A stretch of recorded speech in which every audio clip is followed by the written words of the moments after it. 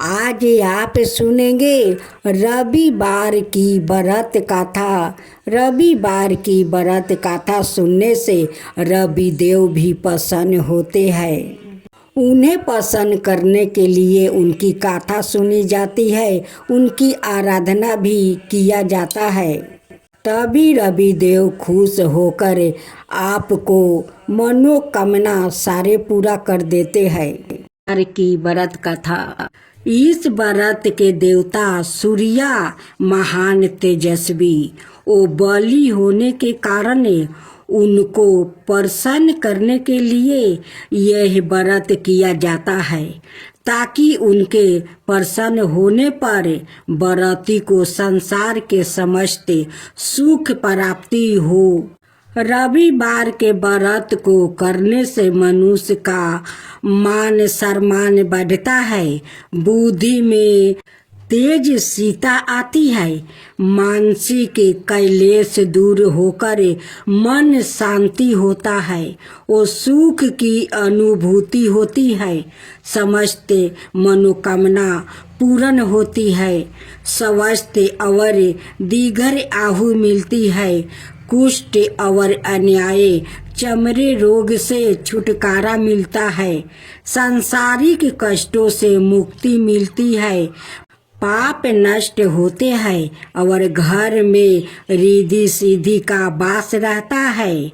पूजन विधि विधान। यह व्रत कोई भी मास के शुक्ल पक्ष के अंतिम रविवार से आरंभ करना शुभ माना गया है। इसे 12, 30 या पूरे एक बरस के 52 व्रतों की संख्या में करना चाहिए।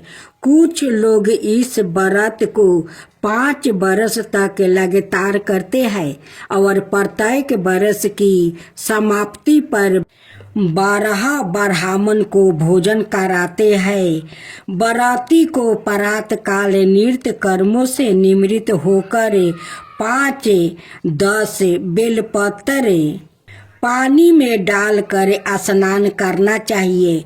फिर लाल रंग के स्वच्छ वस्तु या बनियान धारण करके मस्तक पर चंदन का टीका लगाकर तिथि मास पक्ष आदि कहकर संकल्प ले कि सारे रोग के निवारण के लिए आयु की वृद्धि और सब कामनाओं की सिद्धि के लिए सूर्य नारायण की प्रसन्नता के लिए सूर्य व्रत के अंग रूप से कहा गया है।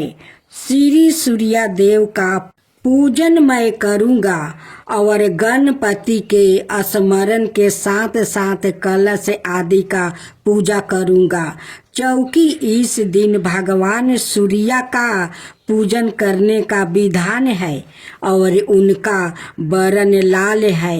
अतः सूर्य पूजन के लिए लाल रंग की वस्तु जैसे रोली, गुलाब के लाल फूल, लाल चंदन, केसर, लाल वस्तु, लाल गुलाब की माला चढ़ाए। एक तांबे के पात्र में लाल चंदन से अष्टदल कमल लिख कर सूर्य भगवान का पूजन करे। सूर्य को जलांजलि प्रदान करे। व्रत में फलाहार हो या पारण भोजन दिन में एक बार ही करे। भोजन में नमक का सेवन माना है। भोजन सूर्यास्त से पहले और उसमें गुड़ से बना हुआ हलवा, इलायची डालकर सेवन करे। चावल की खीर भी ग्रहण की जा सकती है। यदि सूर्यास्त से पहले भोजन करना भूल जाए तो दूसरे दिन सूर्योदय होने पर अर्घ देकर ही भोजन करे। इस व्रत का उद्यापन करने का विधान है। इस दिन 12 ब्राह्मणों को भोजन कराकर लाल वस्तु दक्षिणा में दे। सम्मान संख्या के संकल्पित व्रत पूरे होने पर अंतिम रविवार को आम के वृक्ष की लकड़ी से हवन करे, पूर्णाहुति दे। व्रत के दिन 5 बार माला फेरते हुए ओम हंग हिंग होंग हंग सूर्याय नमः जप करे। याचक को गुड़ दान करे और ब्राह्मणों को भोजन करा के लाल वस्तु और गेहूं का दान करे। व्रत की गाथा पढ़ने के बाद सूर्य देव को विशेष अर्घ दे। आज सुनेंगे रविवार की व्रत कथा। प्राचीन काल में एक बुढ़िया माई रहती थी। वो नियमित रूप से रविवार का व्रत करती थी। रविवार के दिन सूर्योदय से पहले उठकर बुढ़िया माई स्नादि से निमृत होकर आंगन को गोबर से लीप कर स्वच्छ करती थी। उसके बाद सूर्य भगवान की पूजा करते हुए रविवार का व्रत कथा सुनकर सूर्य भगवान का भोग लगाकर दिन में एक समय भोजन करती थी। सूर्य भगवान की अनुकंपा से बुढ़िया माई को किसी प्रकार की चिंता और कष्ट नहीं थी। धीरे धीरे उसका घर धन धनाय से भर रहा था। उस बुढ़िया माई को सुखी होते देख कर उसकी पड़ोसिन उससे जलने लगी। बुढ़िया माई ने कोई गाय नहीं पाल रखी थी और वो अपनी पड़ोसिन के आंगन में बंधी गाय का गोबर लाती थी। पड़ोसिन ने कुछ सोचकर अपनी गाय को घर के भीतर बांध दिया। रविवार को गोबर न मिलने से बुढ़िया माई अपना आंगन नहीं लीप सकी। आंगन न लीप पाने के कारण उस बुढ़िया माई ने सूर्य भगवान को भोग नहीं लगाई और उस दिन सवाए भी भोजन नहीं किया। सूर्यास्त होने पर बुढ़िया माई भूखी प्यासी सो गई। प्रातः काल सूर्योदय से पूर्व उस बुढ़िया माई की आंख खुली तो वो अपने घर के अंदर में सुंदर गाय और बछड़े को देखकर हैरान हो गई। गाय को आंगन में बांधकर उसने जल्दी से उसे चारा लाकर खिलाया। पड़ोसिन ने उस बुढ़िया माई के आंगन में बंधी सुंदर गाय और बछड़े को देखा तो वो उससे और अधिक जलने लगी। तभी गाय ने सोने का गोबर किया। गोबर को देखते ही पड़ोसिन की आंखें फट गई।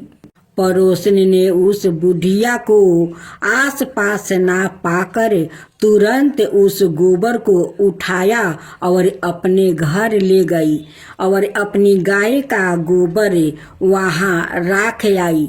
सोने के गोबर से पड़ोसिन कुछ ही दिनों में धनवान हो गई।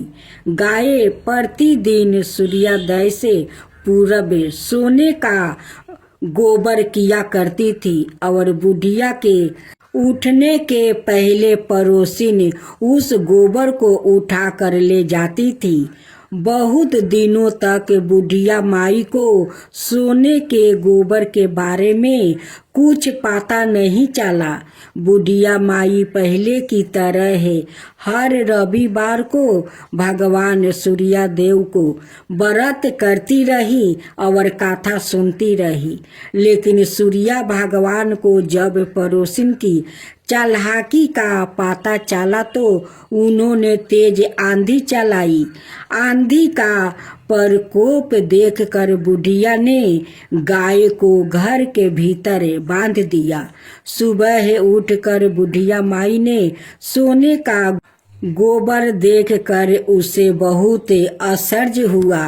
उस दिन के बाद बुढ़िया माई गाय को घर के भीतर बांधने लगी। सोने के गोबर से बुढ़िया माई कुछ ही दिनों में बहुत धनी हो गई।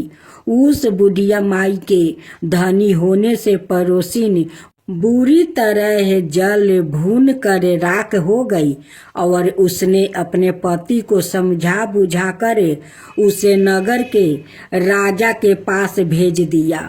सुंदर गाय को देखकर राजा बहुत खुश हुआ।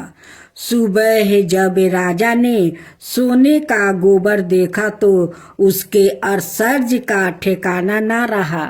उधर सूर्य भगवान को भूखी प्यासी बुढ़िया को इस तरह प्रार्थना करते देखकर उस पर बहुत करुणा आई। उसी रात सूर्य भगवान ने राजा को सपने में कहा, राजन, बुढ़िया की गाय बछड़ा तुरंत लौटा दो, नहीं तो तुम पर विपत्तियों का पहाड़ टूट पड़ेगा, तुम्हारा महल नष्ट हो जाएगा। सूर्य भगवान के सपने से बुरी तरह भयभीत राजा ने परात उठते ही गाय और बछड़ा बुढ़िया माई को लौटा दिया। राजा ने बहुत सा धन देकर बुढ़िया माई से अपनी गलती के लिए क्षमा मांगी।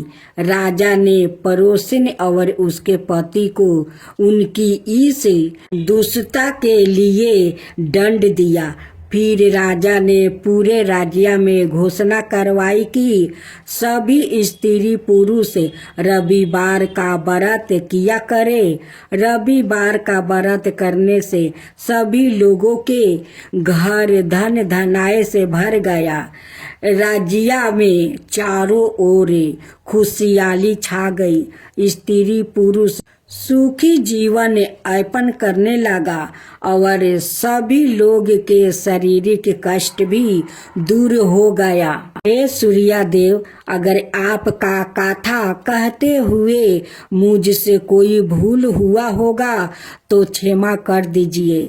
अगर अच्छा होगा तो सब पर कृपा कीजिए।